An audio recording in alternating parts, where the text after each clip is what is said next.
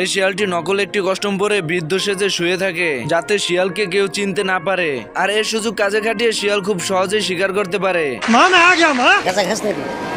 না, গাঁজা তো খাই না, আমি সিদ্ধি খাই মাঝে মধ্যে। এরপর বাচ্চাটি শিয়ালকে প্রশ্ন করতে থাকে। শিয়াল তার প্রশ্নের উত্তর না দেওয়াতে বাচ্চাটি বুঝে ফেলে, তাই শিয়াল তার আসল রূপ দেখাতে শুরু করে। মাইয়া, তুই ঠিকই ধরছস। আই জায়গা পাট কাটে। আচ্ছা, তোরা কে কোনাস আমার বাসা? আমার বোর কাপড় পরছে আমার শাশুড়ি, আমি জানতাম না।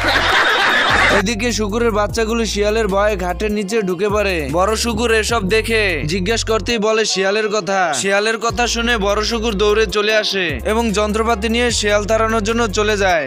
কিসের বিয়ে? হ্যাঁ, কিসের বিয়ে? এই বিয়ে আমি মানি না। শুকুর এসে শিয়ালকে দেখে বলতে থাকে, কাঙ্কির পোলা তোরে আমি খুঁজে বেড়াইতাছি। এরপর শুকুর কিছু ভারতের গুঁড়া নিয়ে শিয়ালের জামার ভিতর ঢেলে দেয় এবং আগুনের কাছে গিয়ে আগুন এনে ভারতের উপর ঢালতেই